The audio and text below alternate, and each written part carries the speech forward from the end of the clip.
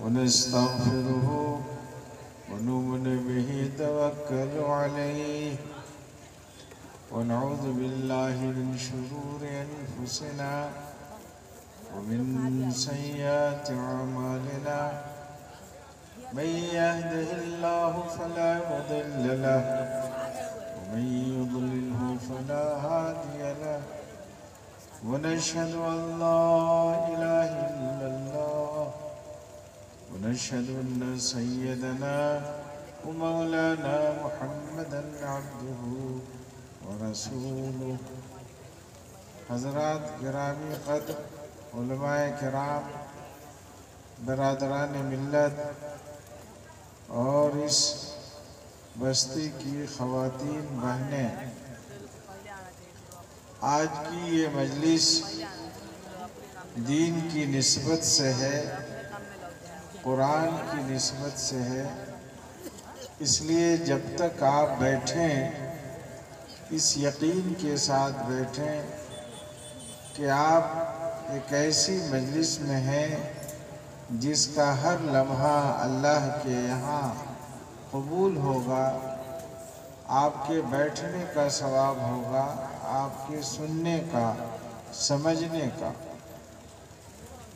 اور جو باتیں ہمارے علماء کرام کہہ رہے ہیں، کریں گے، ان کو غور سے سنیے اور اس طرح سنیے کہ وہ باتیں آپ کو یاد ہو جائیں. حضور صلی اللہ علیہ وسلم جب کوئی حدیث بیان فرماتے تھے تو بہت ہی صاف صاف کہتے تھے، واضح طور پر ٹھہر ٹھہر کے، جیسے قرآن پڑھا جاتا ہے ترتیل کے ساتھ. اور صحابہ جو بھی فرماتے تھے آپ اس کو یاد صحابہ اسے یاد کر لیتے تھے. ہمارے یہاں کمی ہے کہ ہم لوگ باتوں کو غور سے نہیں سنتے، اس لیے غور سے سننا چاہیے اور یاد کرنے کی نیت سے سننا چاہیے. اسکول اور کالج میں جو بچے پڑھتے ہیں وہ بچے کامیاب ہوتے ہیں جو اسکول کے ٹیچروں کی پڑھائی ہوئی باتوں کو غور سے سنتے ہیں اور یاد کرنے کی نیت سے سنتے ہیں. اس لیے آپ اپنے بچوں کو ہمیشہ اس بات کی تلقین کریں کہ وہ جو بات بھی سنیں غور سے سنیں اور یاد کرنے کی نیت سے سنیں. ہمارے مدرسوں میں جو تعلیمی نظام ہے اس کی کئی خوبیاں ہیں. ایک خوبی یہ ہے کہ یہاں جو بچے داخل ہوتے ہیں پڑھنے کے لیے ان کے اندر تعلیم کے بارے میں ایک سوئی پیدا کر دی جاتی ہے، یعنی ان کی پوری توجہ صرف اور صرف تعلیم پر رہتی ہے. اسی لیے آپ دیکھتے ہیں کہ جب آپ اپنے بچے کو کسی مدرسے میں داخل کرتے ہیں اور وہ حفظ کے درجے میں جاتا ہے تو ہمارے حفظ کے اساتذہ سب سے بہتر طریقہ اپناتے ہیں اور حفظ کے طلبہ کو جو ان کے درسگاہ میں آتے ہیں 2 سے 3 سالوں میں وہ پورے قرآن کا حافظ بنا دیتے ہیں. کیسے وہ حافظ بن جاتے ہیں؟ ان کا طریقہ بہت ہی آسان ہوتا ہے، لیکن ایسا طریقہ جس کی مثال دوسرے اداروں میں نہیں ملتی مدرسوں کے علاوہ. ہمارے حفظ کے طلبہ صبح صادق کو اذان کے وقت اٹھتے ہیں، بلکہ کسی مدرسے میں اذان سے پہلے وہ اٹھ کے اپنا سبق یاد کرتے ہیں اور اساتذہ بھی اس وقت اٹھ جاتے ہیں. ہمارے گھروں میں، اسکولوں میں اس طرح کا نظام آپ نہیں پائیں. تو صبح سے ان کی تعلیم شروع ہوتی ہے اور عشاء کے بعد تک رہتی ہے. اس کا نتیجہ یہ ہوتا ہے کہ ان کا حافظہ بھی مضبوط ہوتا ہے، اس لیے کہ حافظہ انتشار کا شکار نہیں ہوتا ہے، ان کی پوری توجہ قرآن پڑھنے اور اسے یاد کرنے پر ہوتی ہے۔ وہ اس انداز سے حافظ پڑھنا شروع کرتا ہے جس طرح اس کے استاذ پڑھتے ہیں۔ یہ جو خوبی ہے یہ ہمارے مدرسوں کی بڑی خوبی ہے۔ مدرسوں کی دوسری خوبی یہ ہے کہ یہاں جو بچے داخل ہوتے ہیں وہ اساتذہ کی نگرانی میں تقریباً 24 گھنٹے رہتے ہیں۔ یہ نہیں ہے کہ صرف اساتذہ جس وقت ان کو پڑھاتے ہیں صرف اسی وقت وہ نگرانی کرتے ہیں، نہیں۔ جو ہاسٹل میں دارالاقامہ میں بچے پڑھتے ہیں ان کی پوری تربیت وہ کرتے ہیں، کیسے ان کو بولنا ہے، کیسے گفتگو کرنی ہے، کیسے کسی سے ملنا ہے، کیسے ٹہلنا ہے، کیسے کھانا ہے، کیسے کسی کا اکرام کرنا ہے۔ ہمارے مدرسے کے طلبہ میں تکبر نہیں پیدا ہوتا ہے، اس لیے کہ اساتذہ ان کی تربیت ایسے کرتے ہیں کہ وہ تکبر سے دور ہوتے ہیں، ان کے اندر فخر اور غرور نہیں پیدا ہوتا، ان کے اندر سادگی پیدا ہوتی ہے، ان کے اندر عاجزی پیدا ہوتی ہے، اور یہ رسول پاک صلی اللہ علیہ وسلم کی سیرت کی خوبیاں۔ حضور صلی اللہ علیہ وسلم کی سیرت کا جو نمونہ ہے وہ مدرسے کے اساتذہ ہیں۔ ہمیں دیکھ کر فخر ہوتا ہے کہ اللہ کے یہ نیک بندے الحمدللہ رسول پاک صلی اللہ علیہ وسلم کے طریقے پر گامزن ہیں، چل رہے ہیں، اور اپنے یہاں داخل طلبہ کو بھی اسی طریقے پر یہ چلانا چاہتے ہیں۔ آپ نے سنا تھا مفتی صاحب سے کہ حافظ قرآن کی عظمت کیا ہے۔ ظاہری طور پر بھی اس دنیا میں اس کی تعظیم کرنی ہے، دل سے بھی اس کا اکرام کرنا ہے، اور آخرت میں تو اللہ کی طرف سے اس کا اکرام ہوگا، اللہ کی طرف سے حافظ کی تعظیم ہوگی۔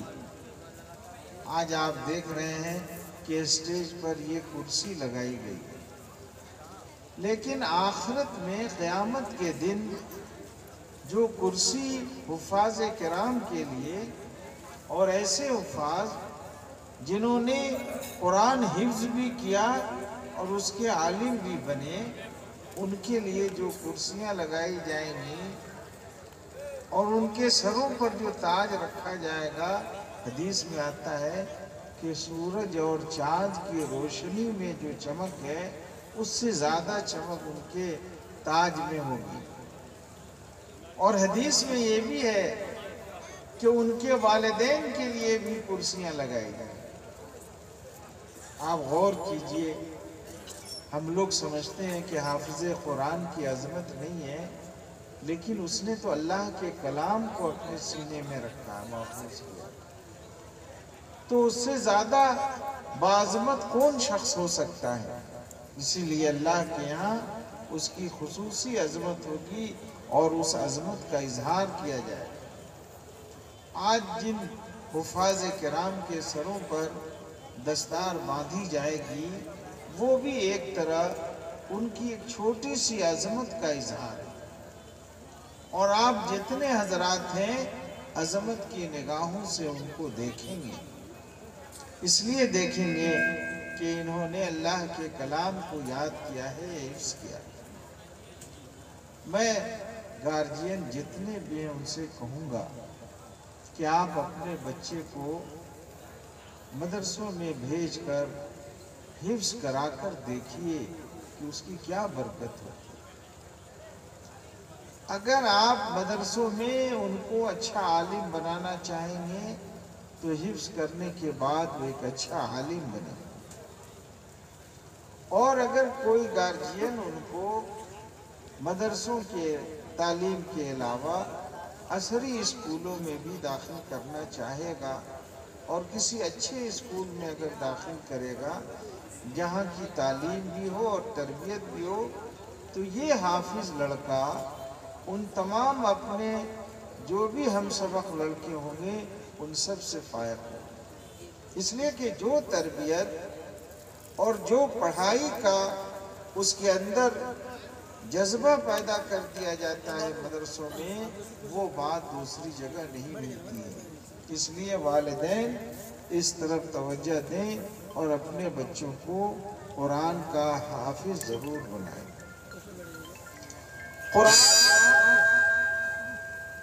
قرآن اللہ کی ایسی کتاب ہے جس میں نور ہے، روشنی ہے۔ جب آپ اس کو پڑھیں گے، اگر آپ بغیر سمجھے پڑھتے ہیں تو بھی دل میں ایک ایسی روشنی پیدا ہوگی جس سے صحیح اور غلط کی تمیز آپ کر سکیں۔ آپ دیکھیں گے گھروں کی ایسی خواتین کو جو نماز کی پابندی کے ساتھ قرآن کی تلاوت کرتی ہیں، ان کی زبان سے جب بھی کوئی بات مشورے کی نکلے گی وہ حق بات ہو، صحیح ہو، صحیح رائے ہو۔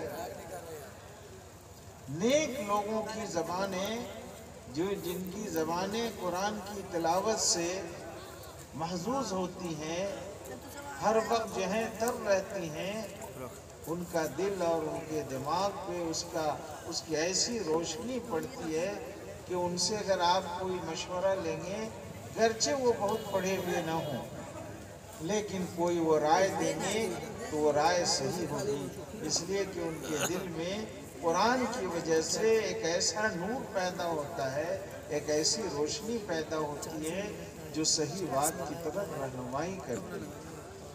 یہی وجہ ہے کہ قرآن نے خود اللہ نے قرآن کے بارے میں کہا ہے ھدی للمتقین، یعنی جو صحیح اور غلط کی تمیز پیدا کرنے کا جذبہ رکھتا ہے دل میں، وہ قرآن کی تلاوت کرے، قرآن کو سمجھے، قرآن اس کو صحیح اور غلط کی تمیز عطا فرمائے۔ قرآن اللہ کی ایک ایسی کتاب ہے جو کتاب شفا ہے۔ شفا کہتے ہیں بیماریوں سے مکت ہونے کو، بیماریوں سے اپنے آپ کو دور کرتے ہیں۔ شفا ظاہری طور پر تو ہم لوگ دواؤں میں تلاش کرتے ہیں، ڈاکٹر کے پاس جاتے ہیں، یقیناً یہ بات بھی غلط نہیں ہے۔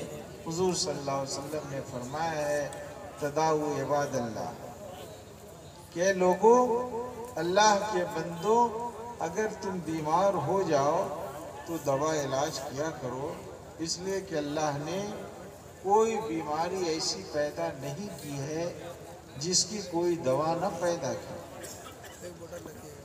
اسی لیے میڈیکل کی تعلیم حاصل کرنا بھی سنت کا طریقہ ہے۔ حضور صلی اللہ علیہ وسلم دواؤں کا علم بھی رکھتے تھے۔ آپ نے اطباء عرب سے جو سنا تھا اور تجربہ کیا تھا، آج حدیث کی کتابوں میں اور الگ سے بھی سیرت کی کتابوں میں طب نبوی کے نام سے حضور صلی اللہ علیہ وسلم سے منقول دوائیں اور بیماریوں کا علاج کیسے ہو وہ منقول ہے۔ حضور صلی اللہ علیہ وسلم کے گھر میں بھی طب کی تعلیم ہوتی تھی۔ آپ کو شاید بہت سارے لوگوں کو علم نہ ہو کہ حضور صلی اللہ علیہ وسلم کی زوجہ محترمہ ام المومنین حضرت عائشہ صدیقہ رضی اللہ تعالی عنہا جس طرح حضور صلی اللہ علیہ وسلم نے طب کی باتیں دوسروں کو بتائی تھیں علاج کی، اسی طرح حضرت عائشہ نے بھی طب کی تعلیم حاصل کی تھی۔ صحابہ میں سے بعض لوگوں نے حضرت عائشہ رضی اللہ تعالی عنہ سے پوچھا کہ آپ قرآن کی بڑی عالم ہیں، یقیناً آپ کو حق پہنچتا ہے کہ آپ رسول اکرم صلی اللہ علیہ وسلم کی زوجہ محترمہ ہیں، حضرت ابو بکر صدیق کی صاحبزادی ہیں، آپ کو عربی ادب میں کمال حاصل ہے، 1000 عربی ادب کے اشعار ان کو یاد تھے۔ حضرت ابو بکر خود بڑے شاعر تھے اور عربی ادب کے بڑے جانکار تھے۔ حضرت ابو بکر کے جیسا عالم صحابہ میں کوئی دوسرا نہیں تھا، اس لیے کہ اول دن سے ایسا آدمی صحابی جس نے پہلی وحی جب نازل ہوئی اس وقت سے لے کر آخری وحی تک وحی کے نزول کا مشاہدہ کیا ہو کہ قرآن کی آیتیں کون آیت کہاں اتری، اس کا کیا مفہوم ہے، حضور صلی اللہ علیہ وسلم کے بعد صحابہ میں کسی کو یہ شرف حاصل نہیں ہے، صرف اور صرف حضرت ابو بکر صدیق رضی اللہ تعالیٰ عنہ کو یہ شرف حاصل ہے۔ تو حضرت عائشہ حضرت صدیق رضی اللہ تعالیٰ عنہ کی بیٹی تھی، ظاہر ہے ان سے یہ علم ان کو حاصل ہونا ہی تھا، ان کو تاریخ کا بھی علم تھا، لیکن خاص بات یہ ہے کہ طب کا علم تھا۔ تو صحابہ میں سے بعض لوگوں نے پوچھا کہ آپ نے یہ علم کہاں سے حاصل کیا؟ تو انہوں نے کہا کہ حضور صلی اللہ علیہ وسلم کے پاس عرب کے اطباء آتے تھے، وہ دین اور ایمان بھی سیکھتے تھے، اور اس وقت میں اس زمانے میں جو رائج بیماریاں تھیں ان کی دوائیں جو ان کے تجربے میں تھی اس کو بھی وہ بتاتے تھے۔ تو حضرت عائشہ رضی اللہ تعالیٰ عنہ علم کی ایسی شناور تھیں، رسیہ تھیں کہ گھر کے اندر سے یہ مسجد میں یہ حضرات باتیں کرتے تھے اور وہ سن کر اس کو یاد کرتے۔ ہماری خواتین کو بھی چاہیے کہ وہ اپنے علم کو اس جیسا بنائیں جیسا حضرت عائشہ رضی اللہ تعالیٰ عنہ کا علم۔ ہمیں نہیں معلوم کہ اس وقت کی دنیا میں حدیث کی جو حافظہ ہیں خواتین ان میں ہندوستان میں ہیں یا نہیں، لیکن ہونا چاہیے، علماء میں بھی ہونا چاہیے اور خواتین میں بھی ہونا چاہیے۔ جس طرح قرآن کو حفظ کرتے ہیں، یاد کرتے ہیں، اسی طرح حدیث کا بھی حافظ ہونا چاہیے۔ حضرت عائشہ رضی اللہ تعالی عنہ تنہا ایسی خاتون ہیں جن سے 2200 حدیثیں آج بھی حدیث کی کتابوں میں منقول ہیں، درج ہیں، اور دین کا 1/4 حصہ حضرت عائشہ اور دیگر خواتین کی بیان کردہ حدیثوں سے ثابت ہے۔ اس لیے ہماری خواتین کو بھی علم میں آگے بڑھنا چاہیے۔ آج خواتین کے لیے بھی ہمارے علماء نے دربھنگا اور مدھوبنی ضلع میں اچھے مدرسے قائم کر رکھے ہیں، ان مدرسوں میں اپنی بیٹیوں کو اطمینان حاصل کر کے ضرور داخل کرائیں، اس لیے کہ وہاں جو تعلیم ہوگی، جو تربیت ہوگی، اس سے ان کی دنیا اور آخرت دونوں روشن ہوگی۔ تو مدرسوں میں آپ اپنے بچوں کو ضرور داخل کرائیں اور مدرسوں سے تعلق رکھیں۔ مدرسے ہی اس پورے خطے میں، خاص طور پر یہ مدرسہ، اس نے اس پورے خطے میں تعلیم کی روشنی پھیلانے میں نمایاں کام کیا۔ یہاں سے علماء کی ایک بڑی جماعت نکلی ہے، اور حفاظ کرام کی تو جماعتیں ہر سال نکلتی رہتی ہیں، الحمدللہ۔ اس لیے یہ مدرسہ بڑا بافیض ہے، قابل قدر ہے۔ اللہ تبارک تعالیٰ اس ادارے کو قائم و دائم رکھے اور اس کے برکات کو، اس کے فیوز کو جاری و ساری رکھے، آمین۔ تعلیم میں اس وقت مدرسوں کی تعلیم میں بھی کمی آ رہی ہے۔ آپ کو چاہیے کہ اپنی اولاد کو دین کی تعلیم میں اچھے اور بڑے مدرسوں میں داخل کرائیں۔ عصری تعلیم میں بھی جس درجہ ہمیں آگے بڑھنا چاہیے اس درجے میں گرچہ دربھنگہ اور مدھوبنی ضلع نے ترقی کی ہے، لیکن جیسی ترقی ہونی چاہیے وہ ترقی ہمیں ابھی نظر نہیں آ رہی۔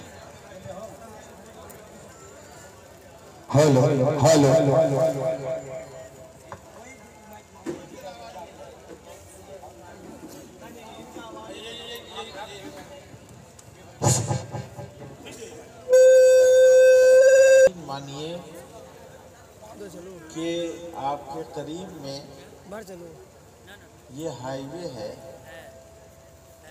آج سے 25 سال پہلے گاڑی ایسی رفتار سے تو اس سڑک پہ نہیں جاتی تھی، لیکن جس رفتار سے ابھی گاڑیاں جا رہی ہیں اس سے زیادہ تیز رفتاری کے ساتھ پورے ملک میں مختلف طرح کی تبدیلیاں آ رہی ہیں۔ ابھی جو تبدیلیاں آ رہی ہیں اس میں اس ملک کی ترقی بھی ہے اور اس ملک میں رہنے والوں کے دین اور تہذیب کو خطرات بھی درپیش ہیں، اس لیے کہ جو تبدیلیاں آ رہی ہیں وہ یہاں کے لوگوں کی سوچ نہیں ہے، بلکہ دنیا میں یورپ اور امریکہ اور دوسرے ملکوں میں جو تبدیلیاں آئی ہیں، چاہے تہذیبی اعتبار سے ہو یا تعلیمی اعتبار سے ہو، اسی کو یہاں لاگو کیا جا رہا ہے۔ اس لیے یہاں کے بسنے والے تمام ہی لوگوں کے لیے، چاہے وہ ہندو ہوں، مسلمان ہوں یا دوسرے لوگ ہوں، ان کے مذہبی معاملات کو اور ان کی جو اپنی خاص تہذیبی امور ہیں ان کو خطرات لاحق ہیں، اور یہ خطرات آئندہ چند برسوں میں اور تیزی کے ساتھ سامنے آئیں گے۔ ان خطرات سے بچاؤ کیسے ہو سکتا ہے؟ تعلیمی ترقی بھی کرنی ہے، لیکن اپنے دین اور ایمان کی حفاظت بھی کرنی ہے، اپنی تہذیب کی بھی حفاظت کرنی ہے۔ آپ کی تہذیب کی حفاظت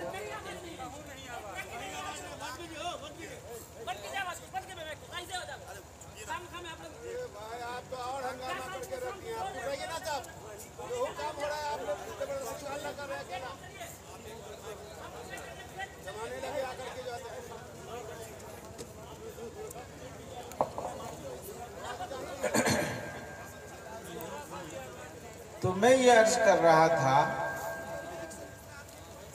کہ بڑی تیزی کے ساتھ تبدیلیاں آ رہی ہیں، یہ تبدیلیاں سیاسی طور پر بھی آ رہی ہیں، عدالت کے ذریعے بھی آ رہی ہیں، اور سماجی طور پر بھی جو ذرائع ابلاغ ہیں، پورے ملک کی میڈیا کو، ذرائع ابلاغ کو چند لوگوں نے پچھلے 10 برسوں میں خرید لیا ہے۔ اب جو وہ کہیں گے وہی باتیں اس میں آئیں گی، وہی چیزیں دکھائی جائیں گی، اس لیے اور بھی چیزیں آج جو ہم دیکھ رہے ہیں، اپنی آزادی کو، مذہبی آزادی کو، گفتگو کی آزادی کو، رات کے وقت جو آپ یہ جلسے مائک کی آوازوں میں کر رہے ہیں، اس آزادی کو آپ امید نہیں کر سکتے ہیں کہ یہ آزادی آئندہ 3-4 برسوں کے بعد بھی باقی رہے گی یا نہیں رہے گی۔ اس لیے ان خطرات کو سمجھیے، اپنے آپ کو نہ ڈر اور خوف میں مبتلا کرنا ہے، نہ مایوسی کا شکار ہونا ہے۔ لیکن ہاں، جب طوفان آتا ہے، تیز ہوائیں چلتی ہیں، تو کچھ کام جلدی کرنے ہوتے ہیں۔ گھروں میں دروازے کے سامنے اگر آپ کے چاول دال پھیلے ہوئے ہوں اور بارش تیز آنے کا سماں ہو تو جلدی جلدی ان کو سمیٹ کر گھروں میں رکھا جاتا ہے۔ ملک میں بھی ایسے ہی حالات پیدا ہو رہے ہیں۔ ایسے حالات میں کچھ تیز کام کرنے کی ضرورت ہے، اور وہ کام اس طرح کے جو دینی ادارے ہیں، تعلیمی ادارے ہیں، ان کو مضبوط کرنے کا۔ صرف تعمیر اور بلڈنگ سے مضبوطی نہیں ہوتی ہے، بلکہ اپنی اولاد کو، اپنے آپ کو اس طرح کے اداروں سے وابستہ کرنے کی ضرورت ہے۔ جب ملک میں حالات خراب ہوں گے تو مسلمان ہی مسلمانوں کے سب سے زیادہ دشمن بنیں گے، اس لیے کہ منافقت عام ہوگی۔ جو لوگ آپ کے خلاف ہوں گے دین اور مذہب کے، تہذیب کے، وہ مسلمانوں ہی کو خریدیں گے اور انہی سے کام لیں گے۔ آج بھی یہ کام تیزی کے ساتھ ہو رہا ہے ملک کے مختلف شہروں میں۔ ہمارے جیسے علماء وہ نہیں جانتے ہیں کہ کیا کام کر رہے ہیں، لیکن فقہ کی کتابوں سے، تاریخ کی کتابوں سے، فارسی اور عربی اور اردو سے تو وہ لوگ واقف نہیں ہیں۔ تو ایسے لوگوں کو 1 لاکھ 2 لاکھ روپے تنخواہیں دے کر اس طرح کی چیزیں نکلوائی جا رہی ہیں، عدالتوں میں پیش ہو رہی ہیں، کتابیں لکھوائی جا رہی ہیں ہمارے دین اور تہذیب کے خلاف۔ ہمارے یہاں ایک دوسرے کی مخالفتوں کا جو جذبہ ہے اس کو دور ہونا چاہیے۔ علماء کو، سماج کے ذمہ دار لوگوں کو، خاص طور پر جو مکھیا ہیں، سرپنچ ہیں، وارڈ کونسلر ہیں، ان کو چاہیے کہ وہ آپسی جھگڑوں کو ایک مہم بنا کر دور کریں۔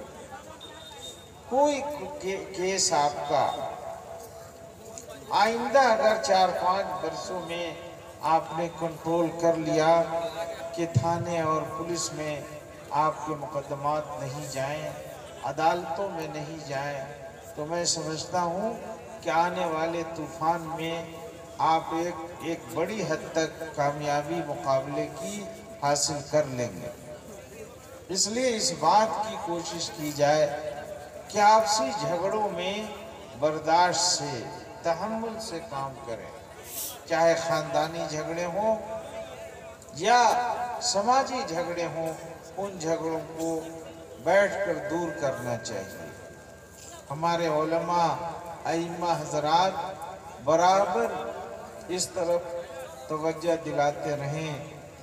خطیب اپنی جمعہ کے خطبوں میں آپس میں بیٹھ کر جو مکھیا اور سرپنچ ہیں ان سے گزارش کر کے، ان کو بتا کر کہ فلاں جگہ آپس میں جھگڑے چل رہے ہیں، سماج کے ذمہ دار لوگ کے ساتھ بیٹھ کر ان جھگڑوں کو دور کیجیے۔ آپس کا اتحاد انتہائی ضروری ہے، ورنہ آنے والے دنوں میں ہم دیکھ رہے ہیں اس چیز کو، آپ بھی غور کیجئے گا تو آپ کو بھی نظر آئے گا۔ ہم نے دیکھا ہے بہار میں ابھی کہ آپسی جھگڑے، حسد اور خرغصی آخری سرحد پہ آ رہی ہے۔ یہاں کچھ لوگ ہوں گے مدرسہ ایجوکیشن بورڈ کے مدارس کے اساتذہ جن کی تنخواہیں بند ہو گئیں۔ آپ اور وہ سنتے ہیں کہ ہائی کورٹ کے آرڈر سے بند ہو گیا۔ یقیناً ہائی کورٹ نے بند کیا، ایسا کچھ فیصلہ دیا، لیکن ہائی کورٹ میں اس مقدمے کو لے کے کون گیا؟ کوئی دوسرا لے کر نہیں گیا، ہمارا ہی شخص ہے، ہمارا ہی بھائی ہے جو حسد کی آگ میں جل رہا ہے۔ اس کو برداشت نہیں ہوا کہ یہ مدرسے کے اساتذہ اچھی تنخواہیں پائیں، اور حکومت بھی ایسی نادان کہ اس نے اساتذہ کی تنخواہیں روک دی۔ اگر مدرسے میں بیت الخلا کی کمی ہے، روم کی کمی ہے، تو اساتذہ کی کیا اس میں قصور ہے؟ اساتذہ کا تو کام تھا پڑھانا، جو بچے آ رہے ہیں ان کو وہ پڑھا رہے ہیں۔ لیکن غلطی چونکہ آپ نے کی، آپ نے یہ بدنیتی کی کہ علماء کی تنخواہیں ہم بند کرائیں، اور حکومت کے اونچی کرسیوں پر جو بیٹھے ہوئے لوگ ہیں انہوں نے بھی اس کو ٹھیک سے سمجھا نہیں۔ ایک مدرسے کی اگر غلطی تھی تو اس مدرسے کی جانچ ہونی چاہیے تھی، نہ یہ کہ 100 200 نہیں 600 مدرسوں کی یہ اندھیر نگری چوپٹ راجہ والا حال ہے۔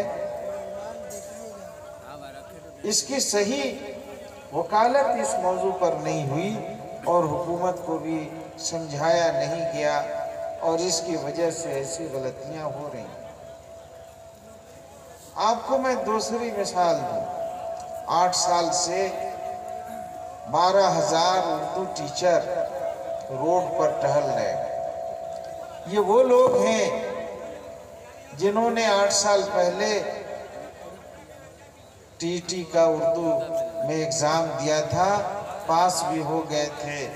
ان کو حکومت کے متعلقہ ایجوکیشن ڈپارٹمنٹ نے سرٹیفکیٹ بھی دے دیا تھا۔ بھائی آپ لوگ خاموش رہیے،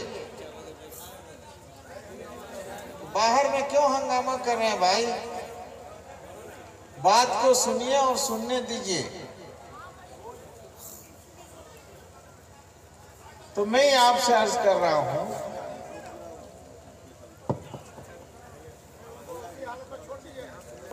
حکومت نے سرٹیفکیٹ بھی دے دیا کہ فلاں اسکول میں جا کر جوائننگ کیجئے۔ اسی دوران ایمان والوں ہی کے اسی طبقے کا ایک شخص اس کو برداشت نہیں ہوا کہ ان کی نوکری اور ان کی ملازمت میرے اپنے گاؤں کے فلاں اسکول میں کیوں ہوگی، میری اس جگہ کیوں نہیں؟ اس نے ہائی کورٹ میں جا کر کیس کیا۔ ہم نے ہمارے شریعہ کے قاضی صاحب کو بیگوسرائے کے تھے، اس کے گاؤں بھیجا آدمی کو کہ اس کو جا کر اس نادان کو سمجھاؤ، لیکن اس نے نہیں مانا۔ نتیجہ میں ہائی کورٹ میں جب کیسز ہوتے ہیں، آپ صحیح اپنی بات نہیں رکھیں گے اور دوسرا فریق غلط بات رکھے گا تو فیصلے تو صحیح اور غلط ہوتے ہی رہتے۔ نتیجہ کیا ہوا؟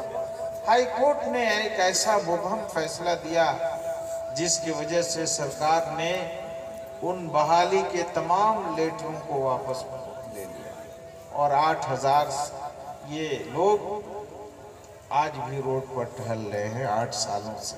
12,000 یہ کس نے کیا؟ اس لیے میں کہہ رہا ہوں کہ آنے والے وقت میں یہ چیزیں اور تیز ہوں گی پورے ملک میں۔ ایسے ایجنٹ پیدا کیے جائیں گے جن کو اسلامی اصطلاح میں منافق کہا جاتا ہے۔ اس لیے اپنی قوم کے لوگوں کو منافقت سے بچانے کی ضرورت ہے۔ اگر منافقت سے قوم بچے گی تو یہ قوم محفوظ رہے گی، ورنہ یہ جتنے ہم لوگوں کے ادارے ہیں یہ سب زد میں آئیں گے۔ یہ قانون جن لوگوں کے ہاتھ میں بنانا ہے، آج جو قانون ہے کل اس کے خلاف وہ قانون بنائیں گے۔ انہوں نے بنا دیا ہے پچھلے 6-7 سالوں میں، جو بچے ہوئے قانون ہیں وہ یا تو براہ راست پارلیمنٹ اور اسمبلیوں کے ذریعے یا دوسرے ذریعے سے وہ کریں گے۔ ایسا بھی ہو سکتا ہے کہ آپ کے مدرسوں میں سائنس اور عصری علوم کے ٹیچر آپ کے لوگ نہ رہیں، دوسرے لوگ رہیں۔ اس لیے آپ سترک رہیے، اپنے آپ کو متحد کیجئے، جو جس کام میں ہے وہ اس کام کے لیے اپنے وقت کو، اپنے مال کو دین اور ملت کے لیے خرچ کرے، اور امت کے اتحاد کے لیے یہ نہیں سوچنا چاہیے کہ میرا کام مدرسہ چلانا ہے، پڑھانا ہے۔ نہیں، ہمیں امت کے اتحاد کے لیے بھی کوشش کرنی ہے، آپسی جھگڑوں کو دور کرنے کے لیے بھی کوشش کرنی ہے۔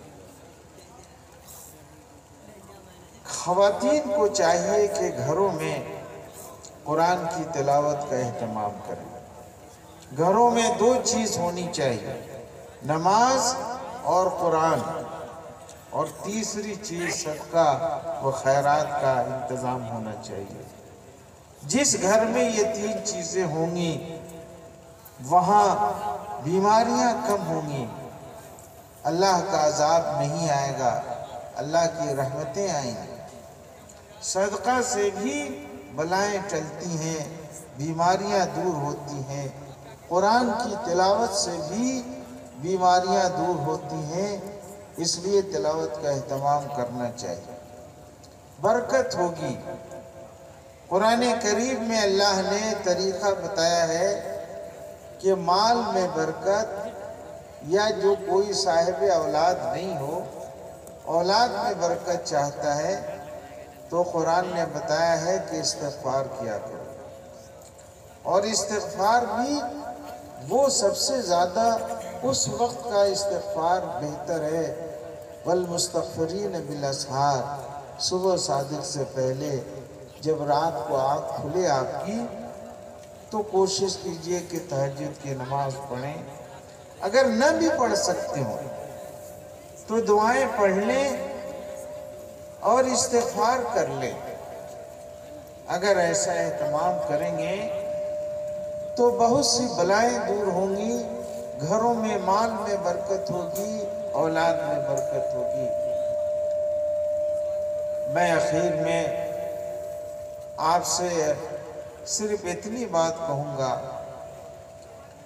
کہ گھروں میں بچوں کے اندر صحیح تربیت کیسے ہو اس کی فکر کیجیے، اور مدرسوں سے اپنے تعلق کو جوڑیے، اس لیے کہ نئی نسل کو بہکانے کے اس وقت اتنے طریقے جاری کیے جا رہے ہیں پورے ملک میں، جس کا مقابلہ اگر مستعدی کے ساتھ آپ نہیں کریں گے تو ہمارے گھروں کی اولادیں صحیح راستے پر باقی نہیں رہیں گی۔ یہی وجہ ہے کہ صراط مستقیم پر چلنے کی نماز کی ہر رکعت میں دعا کی جاتی ہے، اور اس وقت تو ہر وقت دعا کی ضرورت ہے کہ اللہ مجھے صحیح راستے پر رکھ، اور میرے گھر والوں کو، میرے خاندان اور بستی والوں کو اور انسانوں کو صحیح راستے پر۔ اپنے اعمال میں قیامت کا تصور روزانہ رکھنا چاہیے نگاہوں میں۔ یہی وجہ ہے کہ سورہ فاتحہ میں مالک یوم الدین ہر رکعت میں پڑھنے کا حکم۔ آپ جب تک قیامت کے یعنی آخرت کے تصور کو روزانہ اپنے گھروں میں نہیں چرچا میں رکھیں گے، آپ کا دین ایمان صحیح راستے پر نہیں رہے گا، اور شیطان کے نرغے سے آپ بچیں گے نہیں۔ اس لیے آخرت اور قیامت میں حساب دینا ہے، اس کا تذکرہ ہوتے رہنا چاہیے سماج کے اندر، گھروں کے اندر، اور خود اپنے نگاہوں کے سامنے۔ اللہ تبارک تعالی ہم سب کی دنیا کو بھی بہتر بنائے اور آخرت کو بھی۔ وآخر دعوانا الحمدللہ رب العالمین۔